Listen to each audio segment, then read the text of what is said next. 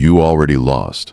Before you said a word, before you walked into that room, before you even knew there was a game being played, you lost. And the worst part, the person across from you knew exactly what they were doing. Think about the last time someone talked over you in a meeting and nobody said anything.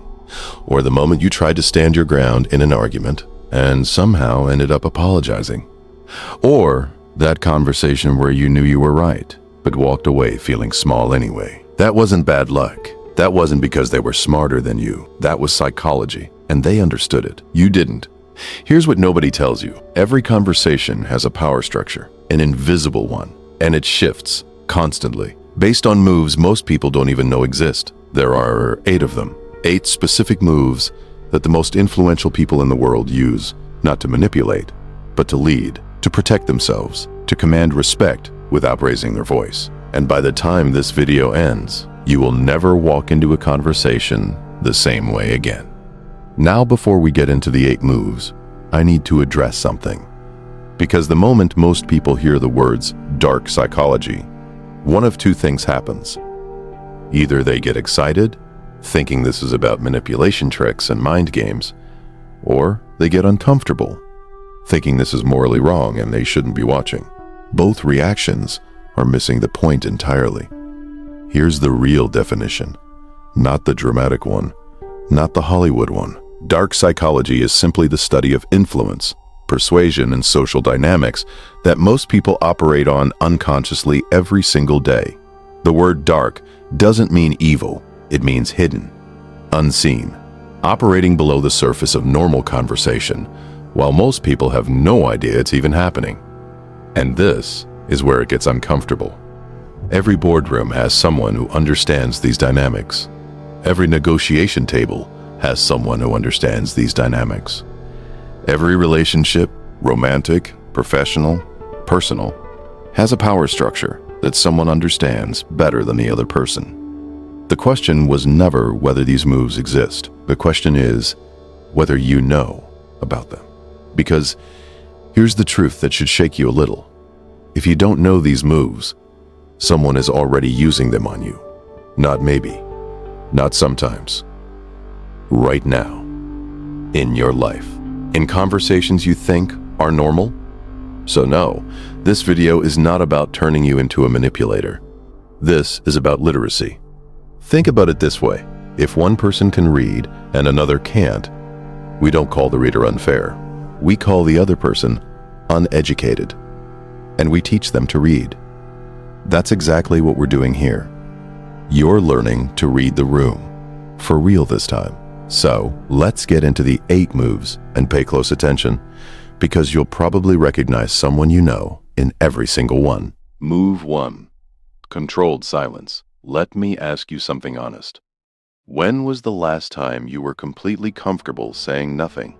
Not uncomfortable silence, not awkward silence, but deliberate, intentional, controlled silence. Most people can't do it, and that inability costs them more than they realize. Here's what actually happens in the human brain when silence falls in a conversation. The brain registers it as a threat, a gap that needs to be filled, an error that needs to be corrected. And so people talk, they over-explain, they backtrack, they give away information they never intended to give, they apologize for things they don't even believe they did wrong, all because silence made them uncomfortable. There's an old principle in negotiation that the most experienced dealmakers live by.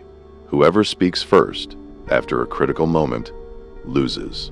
Not because speaking is weakness, but because the person who couldn't hold the silence revealed something. They revealed that the silence bothered them more than it bothered the other person. And in that moment, the power shifted without a single word being exchanged. Think about a job interview. You answer a tough question, you make your point clearly and confidently, and then, instead of adding more, softening it, or asking if that was okay, you stop. You hold eye contact. You let the silence sit there like it belongs to you. Because it does. The interviewer now feels the subtle pressure to respond, to fill the gap, to meet you where you are. That is power. Quiet, invisible, undeniable power. The technique is simple but uncomfortable to practice. Make your point, then stop completely. No, You know what I mean? No. Does that make sense? No trailing off. Stop, hold eye contact, and let them speak next. Do this once in a high-stakes conversation, and you will feel the shift immediately. But silence only works if they're already paying attention to you. And that's where move 2 comes in. Move 2, the strategic pause before answering. There's a difference between someone who reacts and someone who responds. And the world treats those two people very differently. Watch what happens when someone asks a reactive person a difficult question. The answer comes out immediately, fast, almost before the question is finished. And that speed, which feels like confidence from the inside, reads as nervousness from the outside. It signals that the person was waiting to be challenged, that they're anxious, that they need to prove something. Now watch a genuinely powerful communicator face the same question. They hear it. They let a beat pass, maybe 2. They look at the person like the question was interesting, not threatening, and then they answer. Same words, possibly. Completely different energy, completely different impact. The psychology behind this is precise. A pause signals that you are processing, not performing. It tells the room that your words are chosen, not desperate. And chosen words carry weight that reactive words never will. There's also something deeper happening. When you pause before answering, you subtly communicate that you are not afraid of the question. And someone who isn't afraid of the question is someone who is in control of the conversation. The practice is straightforward. Before responding to any serious question, any moment that actually matters, count 2 seconds internally. You don't need to stare blankly. You can nod slightly, as if genuinely considering what was just said, because you are. 2 seconds feels like an eternity when you're nervous. But to everyone else in that room, it looks like composure. And composure is the face of power. Now here's where it gets interesting. Because silence and pausing are about what you don't say. Move 3 is about something completely different. It's about making the other person feel so understood that they trust you almost instantly. Move 3, mirroring the invisible bond. FBI hostage negotiators don't walk into a crisis and start giving orders. They listen. And then they do something that sounds almost too simple to be real. They mirror. Mirroring is the practice of repeating the last few words, or the key words, of what someone just said back to them as a question. That's it. That's the whole technique on the surface. But what it does underneath the surface is extraordinary. Here's an example. Someone says to you, "I just feel like nobody actually listens to me in this house." Instead of jumping in with advice, or defending yourself, or explaining, you say, "Nobody listens to you." 3 words, delivered calmly, with genuine curiosity. And watch what happens. They go deeper. They open up. They start explaining the real thing underneath the thing they just said. Because in that moment, they felt heard, truly heard. And people who feel heard, trust. Almost automatically. This is why therapists use it. Why the best salespeople use it. Why every high-level negotiator has this in their toolkit. Because the deepest human need in any conversation is not to be agreed with. It's to be understood. And mirroring creates that feeling faster than almost anything else you can do. There's a second layer to this that goes beyond words. Mirror their posture, their pace, their energy level. If they're speaking slowly and seriously, match that. If they lean forward, after a natural moment, you lean forward too. This happens below conscious awareness. They won't notice you doing it, but they will feel an inexplicable sense of connection with you. A feeling that you two are somehow on the same wavelength. That feeling is trust. And trust is the foundation of every form of real influence. Mirroring pulls people toward you, but the next move does something different. It stops people from pushing you around. Move 4, reframing the question. Every question is a trap, not always intentionally, but structurally. Every question contains an assumption. And the moment you answer the question directly, you have accepted that assumption as true. Most people never realize this is happening. And that's exactly why it works so well on them. Here's a simple example. Someone says to you, "Why are you always so defensive?" Think about what happens if you answer that question directly. You either deny being defensive, which looks defensive, or you explain yourself, which also looks defensive. Either way, you've accepted the premise. You've stepped into the frame they built for you, and now they're leading the conversation, not you. The reframe does something different. Instead of answering, you question the question. That's an interesting assumption. What makes you say that? One sentence, and the entire dynamic flips. Now they have to explain their premise. Now they're the one being asked to justify something. Now you are the questioner, and they are the one responding. You didn't attack them. You didn't get emotional. You simply refused to accept a frame that wasn't yours, and replaced it with one that was. Watch politicians do this in interviews. Watch lawyers do it in depositions. Watch the most effective CEOs do it in board meetings. They almost never answer the question as asked. They acknowledge it, reframe it, and answer the version of the question that serves their position. This isn't dishonesty. This is conversational intelligence. And once you see it, you will start noticing it everywhere, and you will start using it instinctively. But reframing works best when you're dealing with a direct challenge. What about something more subtle? The moments when someone tries to use your own vulnerabilities against you. That's where Move 5 will change everything you thought you knew. Move 5. Strategic vulnerability. Everything you've been taught about power told you one thing: never show weakness. And that advice has cost more people more influence than almost any other piece of conventional wisdom ever spoken. Here's the truth that takes most people years to understand. Acknowledging a flaw before someone else can use it against you is not weakness. It is one of the most disarming and powerful moves in human communication. Think about it psychologically. If you walk into a room already knowing someone plans to challenge your credibility, and before they can, you say calmly and openly, "Look, I'll be the first to admit I don't have all the answers on this yet." What just happened? Their weapon disappeared. The attack they were preparing has no target anymore. And now they look like the aggressive one for pushing further, while you look like the honest, grounded, self-aware one. You controlled the narrative by surrendering a small piece of it first. There's something even deeper here. Only truly secure people can acknowledge their own flaws openly. Insecure people guard their weaknesses desperately. And everyone in the room can feel that desperation, even if they can't name it.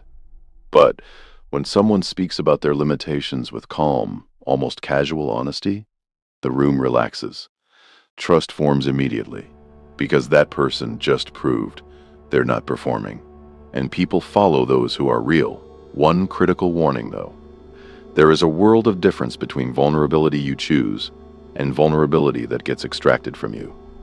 Strategic vulnerability is deliberate. You decide what to share, when to share it, and why. You are still in control. You're just using a different kind of control than most people expect. The moment vulnerability becomes something someone pressured you into revealing, that's not a move, that's a loss. Know the difference. But what do you do when someone is openly aggressive, when they're trying to embarrass or dominate you in front of others? That's move 6. And it might be the most important one in this entire list. Move 6. The calm redirect. Under fire, someone is coming at you. Hard. Maybe in a meeting. Maybe in a relationship conversation. Maybe in public, in front of people whose opinion of you matters. And everything inside you wants to either fight back or shut down completely. Both of those responses will cost you. Every single time. When you fight back emotionally, you match their energy. And the moment you match chaotic energy, you've stepped into their arena. You're playing their game by their rules. And they're better at that game than you are, because they started it. When you shut down, you concede. You signal that the pressure worked. And they, and everyone watching, register that signal. The calm redirect does something neither of those options can do. It acknowledges without agreeing, and then it moves the conversation to ground you choose. Here's what it sounds like in practice. I hear that perspective. Here's what I know to be true. 6 words of acknowledgement, not agreement, not validation of the attack, just proof that you heard it, which disarms the aggression, followed immediately by a redirect to your truth, your position, your frame. And here is the psychological reality that makes this move so powerful in group settings. When one person attacks and another person stays completely calm, the room does not side with the aggressor. The room is drawn to the calm one, because calm, in the middle of chaos, is the most visible form of strength there is. Emotional regulation is perceived as dominance, not loudness, not aggression, regulation. The person who can stay centered while everything around them is escalating, that is the person the room remembers. That is the person people want to follow. Now move. 7 might be the subtlest move on this entire list. 1 word, used at exactly the right moment, and it changes everything. Move. 7. Using their name precisely and sparingly. Dale Carnegie wrote about this almost 100 years ago, and neuroscience has since confirmed what he observed, that hearing your own name activates the brain in a way that almost nothing else does. Your name is the most personal sound in your entire language. It was the first word directed specifically at you.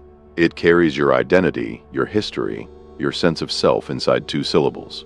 And when someone uses it, at the right moment, something shifts.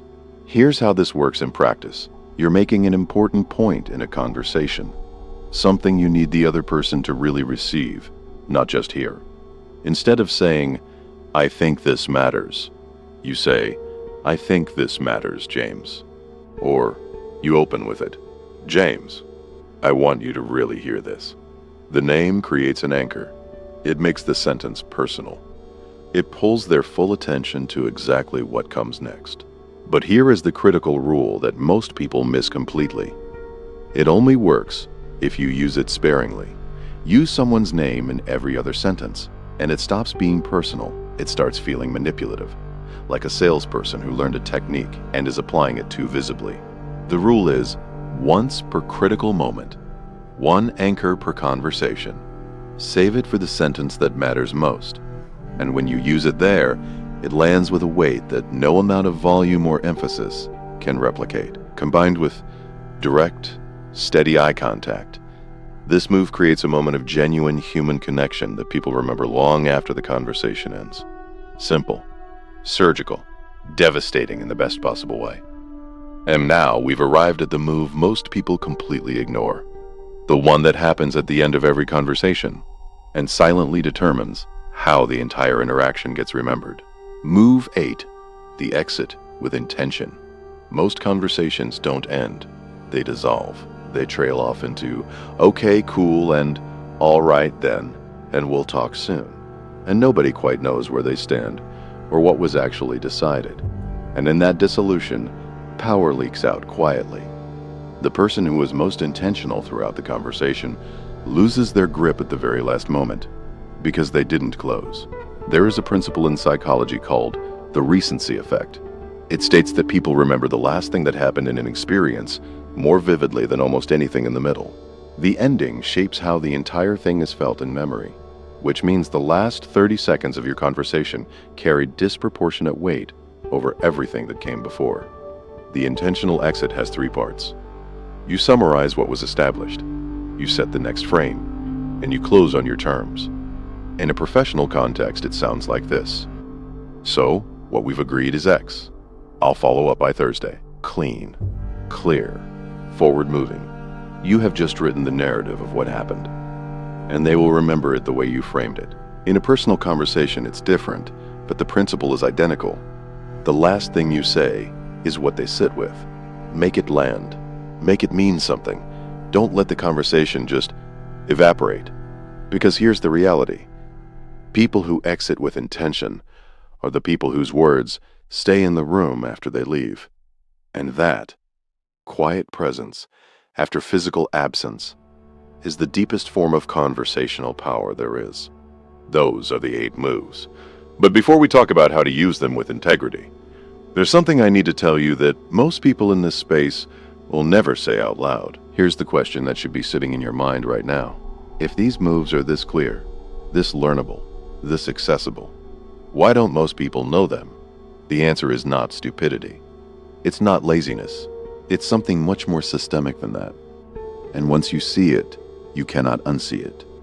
You spent somewhere between 12 and 20 years in formal education.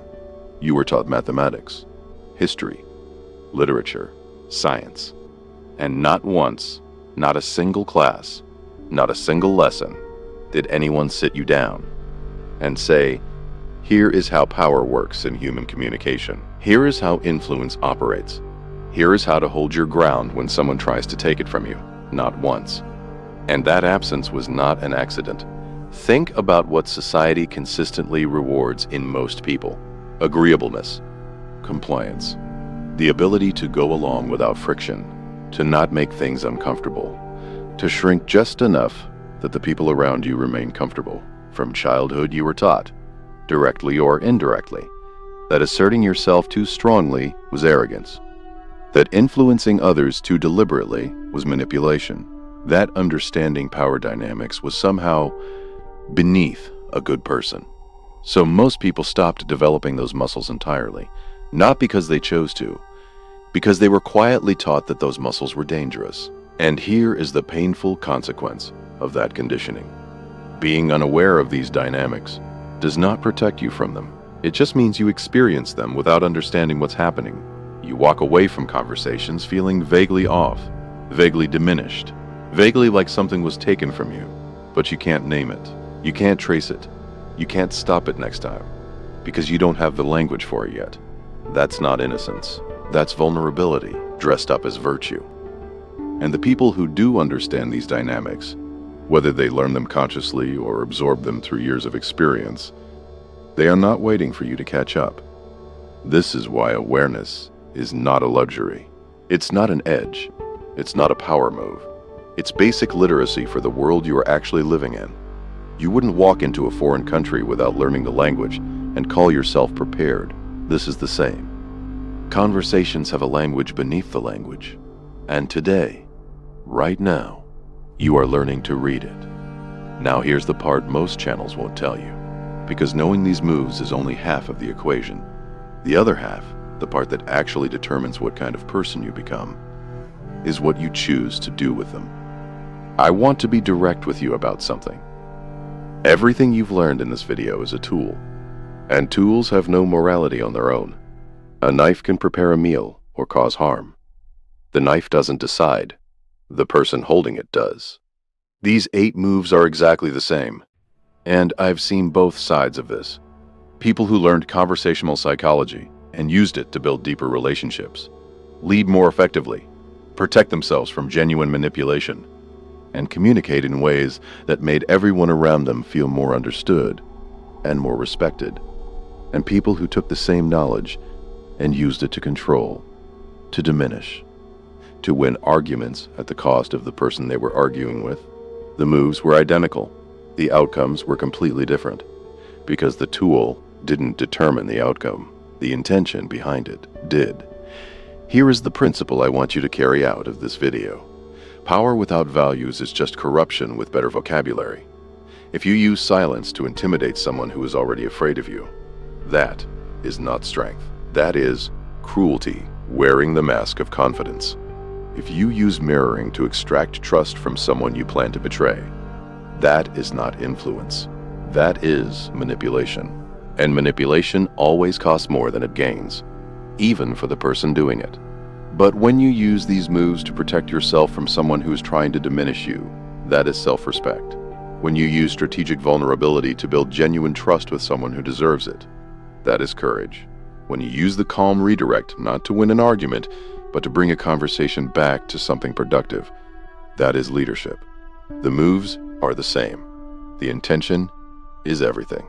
There is a standard I want to offer you. A simple one. After every significant conversation, ask yourself one question. Did the person I just spoke with leave that interaction feeling more respected, more heard, or more clear? Or did they leave feeling smaller? If the answer is consistently the first, you are using this knowledge the right way. If the answer is consistently the second, you are not building power. You are building a reputation that will eventually isolate you completely. Real influence, the kind that lasts, the kind that compounds over years, the kind that makes people genuinely want to be around you and follow your lead. That influence is never built on making people feel small. It is built on making people feel that conversations with you are somehow different, clearer, more honest, more real. That is the highest level of conversational power there is. And that is what these 8 moves, used with integrity, can build for you. Now think about your own life for just a moment. Which relationship, right now, needs better communication from you, not from them? From you. Which conversation have you been avoiding because you didn't feel equipped to handle it? Because after today, that excuse is gone. Remember the person I described at the very beginning of this video, the one who walked away from a conversation feeling talked over, feeling dismissed, feeling like they said everything right and somehow still lost. The one who stood their ground and ended up apologizing anyway. The one who knew they were right but couldn't make anyone else feel it. That person pressed play on this video. And that person is not who you are anymore. Let's bring it all back together. Move 1. Controlled silence. Let the pressure work for you, not against you. Move 2. The strategic pause. Respond. Don't react. Composure is power. Move 3. Mirroring. Make them feel understood and watch trust form in real time. Move 4. Reframing the question. Never accept a frame that wasn't built for you. Move 5. Strategic vulnerability. Disarm the attack before it lands. Move 6. The calm redirect. Stay centered when everything around you escalates. Move 7. Using their name. 1 word, 1 moment. Surgical precision. Move 8. The exit with intention. Own the last moment, because the last moment is what they remember. 8 moves. All learnable, all usable starting from the very next conversation you walk into. But knowing them is just the beginning. The real shift happens when they stop being moves you remember and start being the way you naturally show up. That takes repetition. It takes awareness. And it takes the willingness to keep learning, even when it's uncomfortable. So here's what I want you to do right now. Pick one, just one of these 8 moves. The one that hit you the hardest. The one you instantly thought of a situation where you needed it and didn't have it. And use it today in the very next conversation that matters to you. Not all 8, just one. Because one real shift, applied consistently, changes everything. Then come down to the comments and tell me, which move are you starting with and why? I read every comment, every single one. And the conversations that happen down there are sometimes more valuable than the video itself. Because you are not the only one who needed this today. And someone else reading your comment might find the specific insight that changes something real for them. That is how a community of people who think differently actually gets built. One honest comment at a time. And if this video gave you even one genuine insight, one idea that made you see yourself or your conversations differently, then there is an entire library of this kind of thinking waiting for you on this channel. Not surface level tips, not recycled advice dressed up in new language. Real psychology, real philosophy, real tools for the real world you are navigating every single day. Hit subscribe so you don't miss what's coming next. Because next time, we are going into something that connects directly to everything you learned today. We are going to talk about the people who use these exact moves, but against you, the ones who have been doing it for years without you realizing. How to identify them, how to protect yourself, and how to completely neutralize their influence over you. That video might be the most important one on this channel. Make sure you're here for it. And I'll leave you with this. Most people will scroll past this video. You didn't. Most people will watch it and think, that was interesting, and go back to the same conversations, the same patterns, the same results. You don't have to be that person. The difference between the life you have and the life you want is almost always found in the conversations you learn to have differently. You now know how. The only question left is whether you'll use it. Most people will scroll past this. You didn't. That already says something about who you're becoming.